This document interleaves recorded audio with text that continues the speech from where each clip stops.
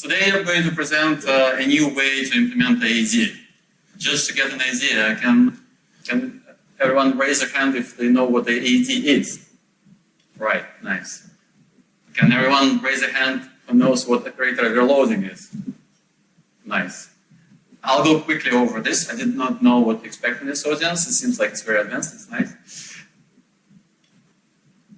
No, it's not working. Nice. So what is AAD? So we want to differentiate programs, computer programs. In this particular example, we're focusing on the problem when we need to differentiate the same program over and over again for multiple input data points. It could be some data you need to process. It could be a market tick data you need to differentiate the computer risks for, or it can be a Monte Carlo simulation and every single data point is parallel path. So it used to be the case when people just do a bump and revalue. So bump and revalue, you want to change your input, execute your program again, and see this effect on the output. This now is very inefficient for some programs. Those programs are, for example, XVA, where you need to simulate full portfolio of trays, or it can be a machine learning example where you need to train your neural network and number of weights you have is very high. So yes, AAD currently is well positioned to be used for optimization programs, for calibration, for fitting models, for curve construction in the finance industry, computer risk sensitivities on trade level, on intraday, on XVA, and so on. And it's somewhat has a relation to a machine learning backpropagation algorithm. It's not exactly the same thing. These industries, they are kind of merging together. So AAD has been around for a number of years, 30 or more, and machine learning just started to catch up. But these two technologies, they are combining together. Oh, I can see everything here, nice. So what's the operator reloading quickly? So you have your source code, C++ source code for the purpose of this topic.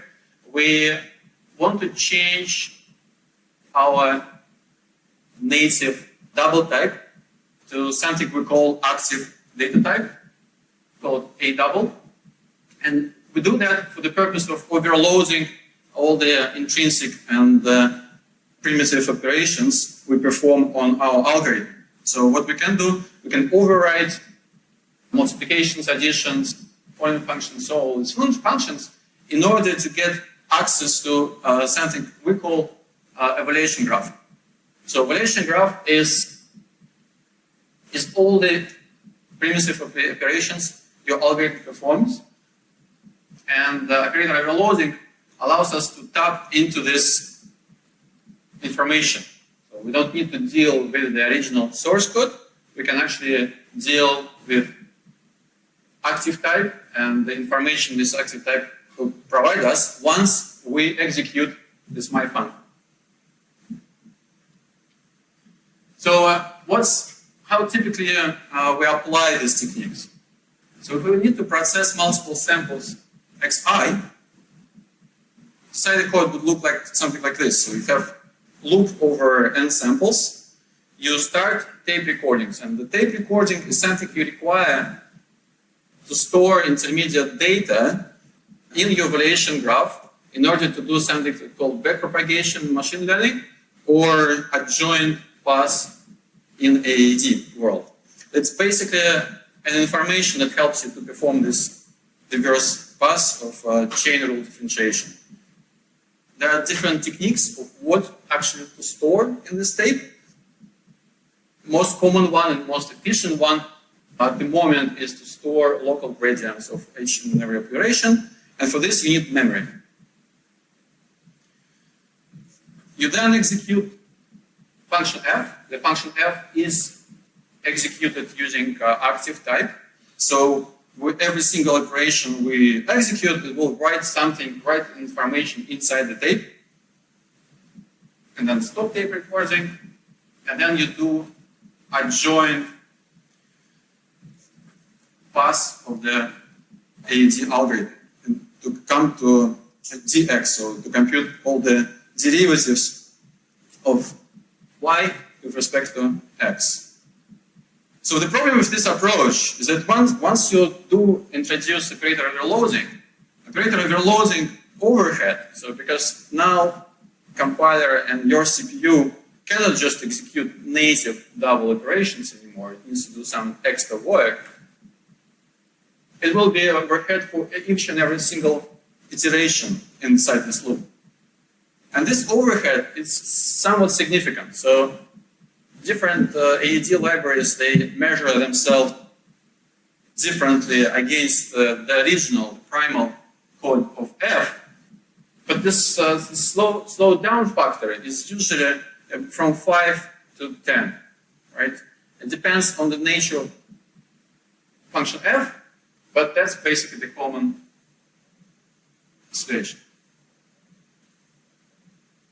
So here we want to do something different. So the idea here is, what if we build function code instead of writing the data inside the table? So here OO stands for operator overloading. So let's have a look at this example. We have a user function, a times b plus c, and we want to create functions to perform forward and reverse computations.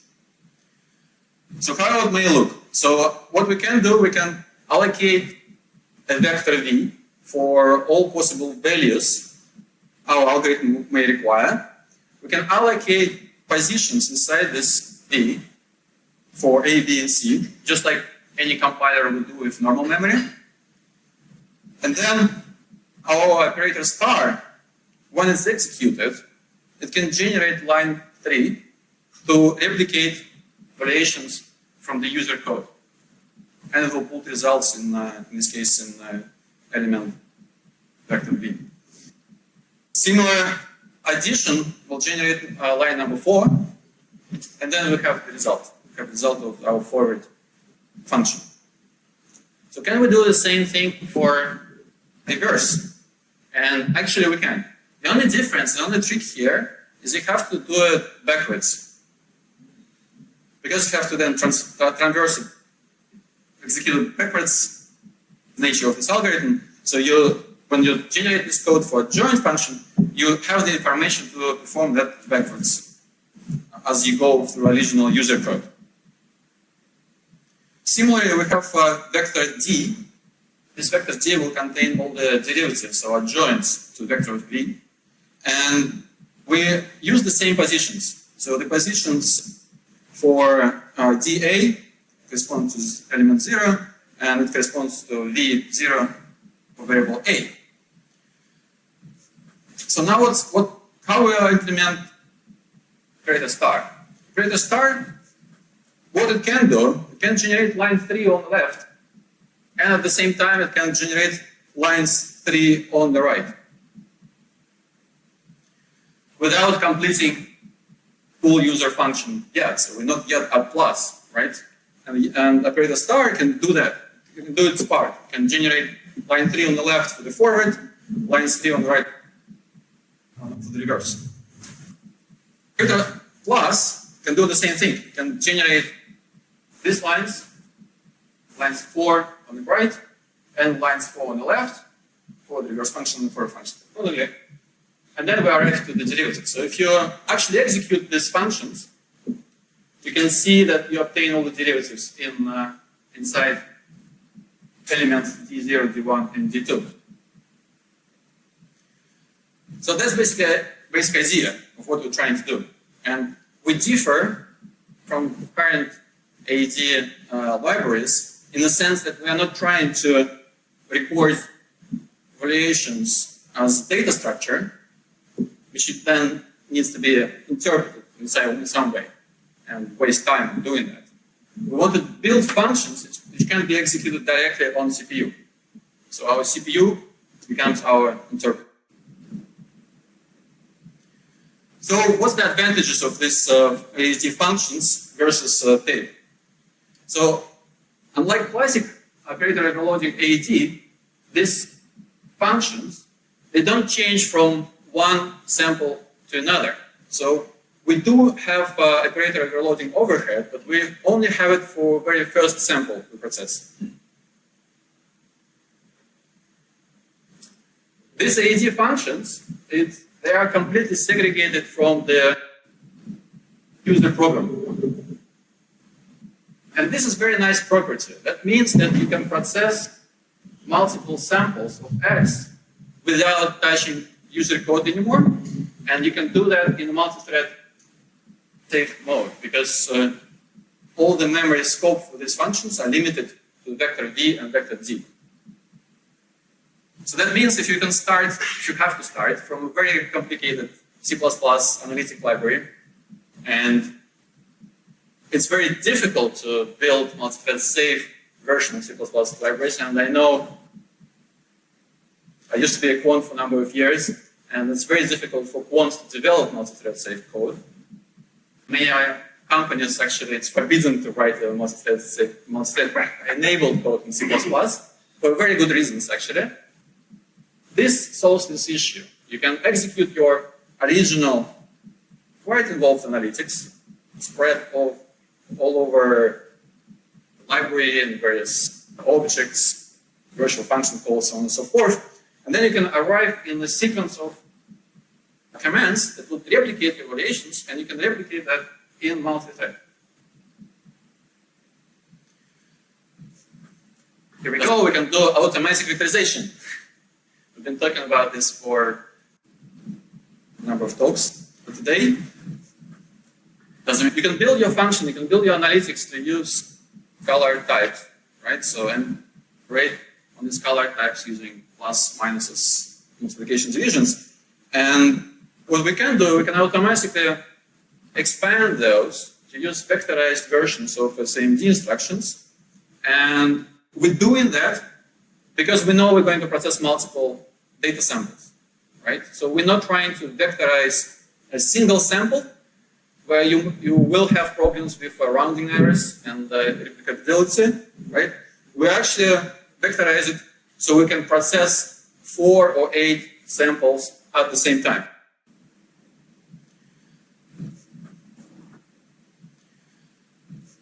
It has also another nice property. And here, since we're building code at runtime, so we're doing some kind of JIT compilation, we can actually generate a more optimal code at runtime for a particular problem versus creating code compiled at compile time. Why is this? Because at runtime we have more information, right? So to give you an example of a finance setting, say you have pricing function to discount bond cash flow, and you may have curve object containing all your interpolation buckets for your clear states. You have expiry of the cash flow, so time of the cash flow, and the amount. So typical implementation of this would look something like this. You do a binary search in your time buckets, you find the right bucket, you then compute difference, the length of this bucket, you compute the weights for the interpolation, and then finally you arrive to this expression to do the linear interpolation between these two buckets. So this is probably the best you can do at compile time. You can introduce some caching, but it's a little bit of manual work, right? So you need to then be careful about it, right? So, but one observation here is if you're running something like a Monte Carlo, where you need to discount this bond over and over and over again, you're doing this binary search for each data sample, but it's not required, it's not going to change. Your cash flow time point is going to stay the same. So with extracting evaluation graph, however, what you can do, you will arrive to just this expression. During the recording state, this can be computed once, this can be computed once, these two can be computed once, and inside the evaluation graph or inside the AADC functions, we can simply hardcode weights and the index. specific variables actually, specific variables you use to perform the interpolation. So you replace all this with two multiplications, and of course this you can then differentiate it, the adjoint version of the same expression. So it's just showing you the example why building code at runtime, which you're planning to run many, many times, can be better than spending a lot of time trying to optimize your code at compile time. Because at compile time, you simply don't have the information you do have at runtime. Also, advantages of AAD functions versus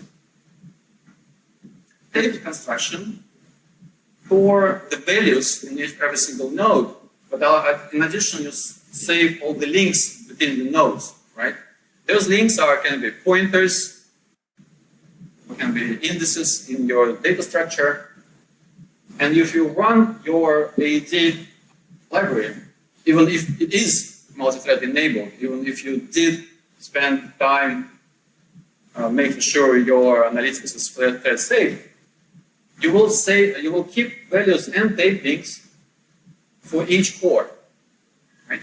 Functions, on the other hand, they stay constant, so they can be shared within multiple cores, and only the values will be loaded in CPU cache. So you get better CPU cache utilization. Well, there are problems. So the problem is these functions, they do change at runtime. So since you do have more information at runtime and you use it, once your configuration changes, so do AAD functions. You need to rebuild them at compile time.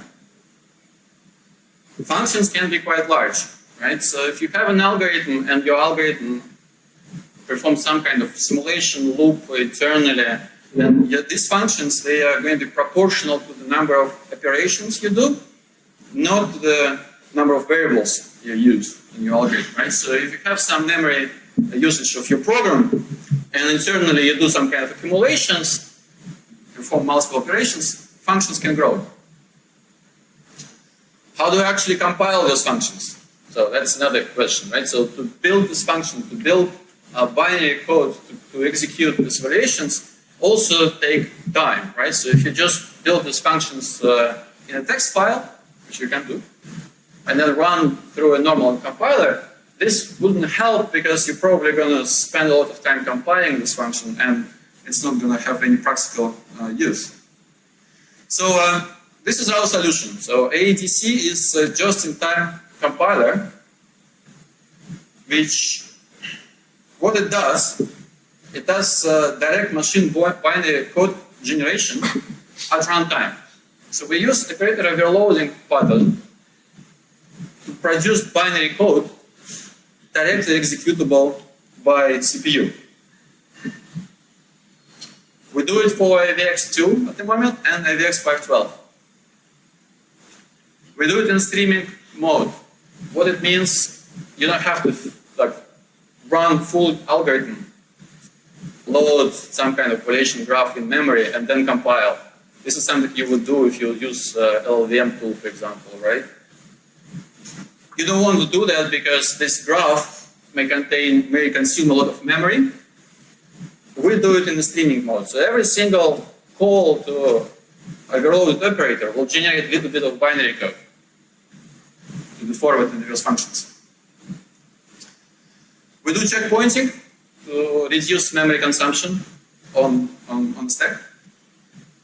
And we also have a way to actually compress the generated functions. This is quite important because it reduces the memory consumption and it makes your code run faster, because otherwise the function is just way too long and you waste the CPU cycles on getting them from main memory to CPU. Let's document and test it. Cool. Yes, so we've been talking quite a bit today about multi-threading. This is a very nice feature of this approach, when you can actually don't worry about multi-threading safety in your analytics code, and you can turn quite complicated code into something that you can run in multi-thread safe environment.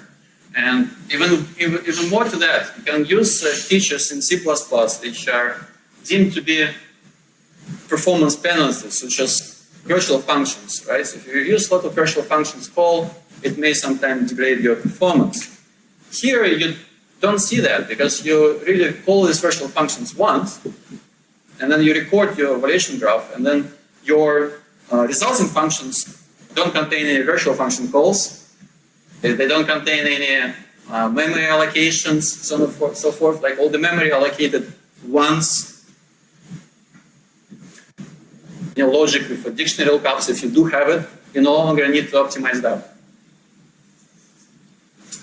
So what are the benchmarks?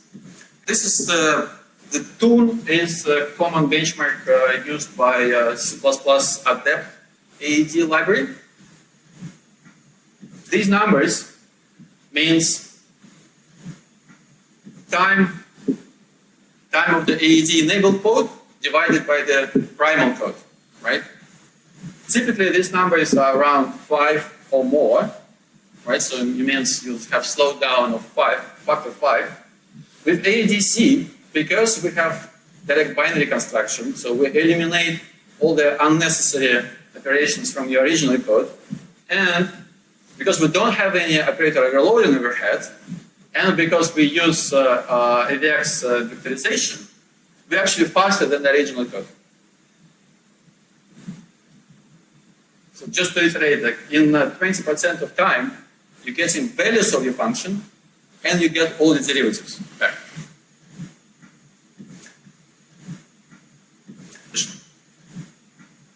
Like I said, in order to execute this in multi-thread, all you need to do is to create context for execution of these functions. So you have basically need vector v and vector d allocated thread, and then you can execute safely in parallel.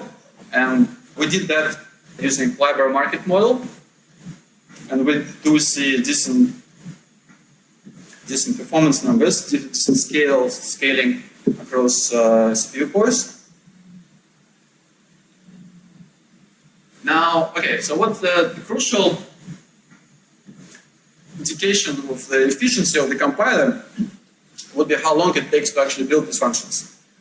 And at the moment, you should expect about 400 executions of your primal algorithm.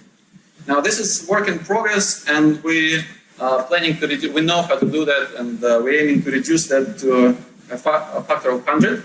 So it means if you run a Monte Carlo simulation, and your Monte Carlo simulation typically, at least 1,000 plus, right?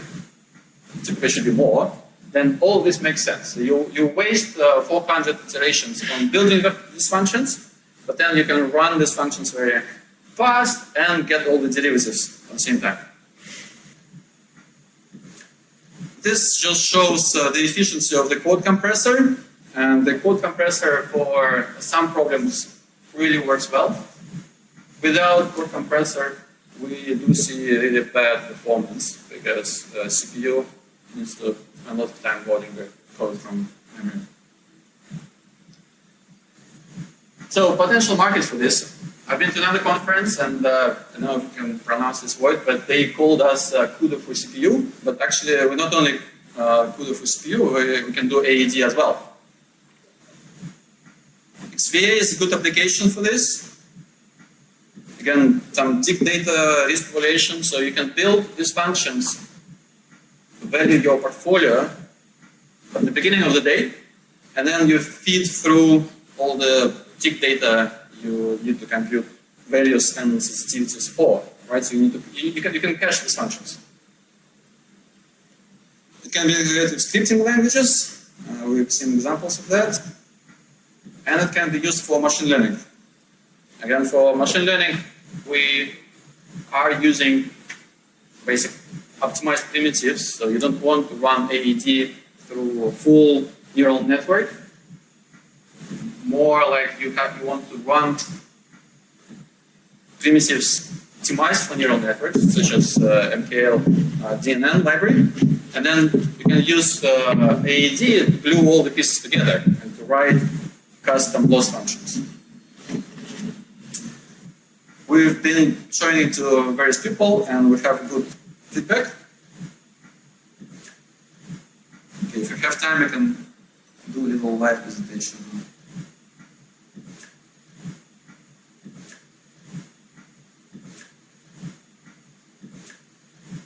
So this is a library market model running on single core. So what happens here, we actually calibrate a library market model. So it's the typical approach to this problem is to actually write closed form functions to price calibrating instruments. These are not always available, and these are sometimes very difficult to derive, and it's very difficult to put together various models at the same time and calibrate them together. With Monte Carlo calibration, you can do all that. So here you see time it took to generate random numbers, the size in bytes for forward function, reverse function. This work array, it tells you how many variables do you need. So what is the length of vectors v and d, number of constants, and stack data to store local gradients to perform adjoint ones. Now, here, this is the time, so 1.6 seconds it took to build Carlo simulation using double scalar code. And this 0.6, this is the time it took to do forward simulation and adjoint, right? So in 0.6 times you get all the values of your calibration instruments for full Monte Carlo set, and adjoints for all the derivatives with respect to your calibration parameters. And we can run it using 20 cores, and you can see that it scales well with the number of cores.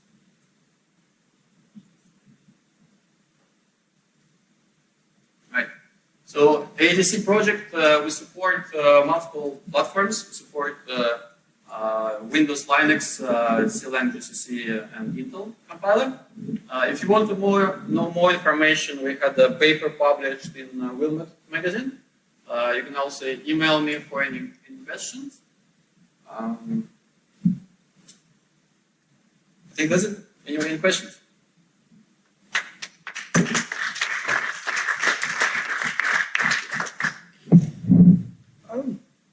Just a quick one, guys.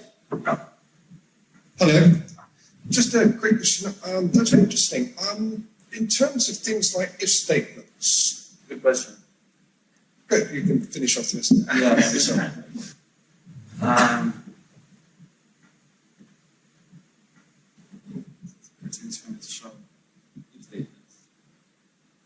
So if statements. So there are two kinds of if statements. So if you have condition which is not stochastic, so it does not depend on your input variables, these if statements can stay the same. You don't need to do anything about it because you can only take left or right branch in your recording. If your condition is actually stochastic, so meaning it does depend on your inputs, so we're proposing to replace that if function. So together with active double, what we have is active Boolean type. And this active Boolean type will capture the Boolean expression inside the recorded function, right? And then the result of this Boolean expression is actually going to be, again, AVX vector, right? So it's going to be not a single Boolean. In execution time, it's going to be not a single Boolean, it's going to be 4 or 8 Booleans at a time. You do recompute both sides, left and right. So this is the penalty you pay. But you do pay this penalty for CUDA as well, right? So in CUDA, we have if statements, it's actually recompute both sides and then mixes the results together. And we do the same. And thankfully, it's not going to be a lot of cases. And if there are such cases, you need to think about them anyway, how to differentiate. And ternary operator? Sorry? Ternary operator? Which one? Ternary operator. Conditional if. Oh. Question mark, colon. So we also support things like active integer. So if you need to do a lookup in a table based on stochastic variable, you can also do that. So you can do like a binary search in a vector of elements to look up, say, stochastic volatility, local parameter, and then use this index to perform interpolation. Great. But in any case, if you have any problems like that, you can use external function interface, where you stop the recording of your tape of your AAD functions, you perform some custom iteration and propagate forward and reverse, and you can do that.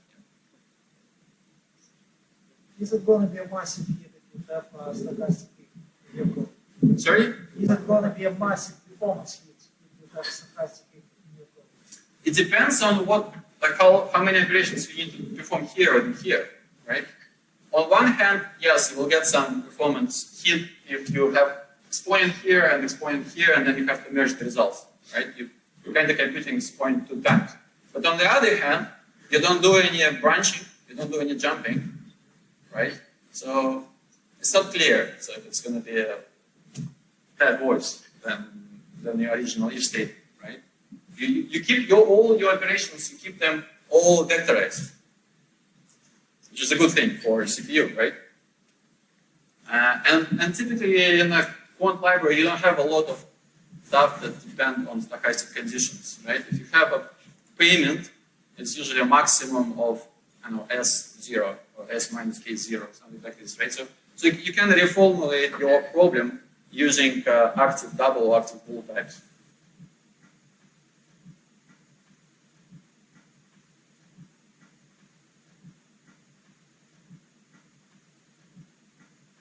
You mentioned in coding comparative in your presentation, so you're comparing yourself to CUDA. The question is, have you actually done any comparisons of CUDA AAD code in comparison to your code running on, obviously, an Intel processor? Right. When you say CUDA AAD code, you're referring to manual AAD code or some particular library you have in mind? I'm considering the library that NAG provide. Right. So what DCO map, right? DCO map does, it records intermediate results on the stack, right? So they don't use a tape, but they recompute these values on the stack. So you have the penalty, like you have the benefit of not using much memory, because you don't have much memory on GPU, but you pay the penalty because you have to recompute them. Yes, my question wasn't how it works. It was, have you done any timing comparisons? So we're open to do that comparison. We don't have access to DCO map ourselves. We can participate in the benchmark. We did compare just the performance of GPU versus CPU. And the comparison isn't that clear. We don't see all these claims when people say GPU is 100 or 200 times faster. I think it's simply false. If you do use AVX technology to its full capacity, if you do use multi-threading, then the performance, it's on par. Is there any questions? No more questions? Okay, so let's tie it off. Thanks, Dmitri. Thank you, guys. Thank you. And thank you for, you survived.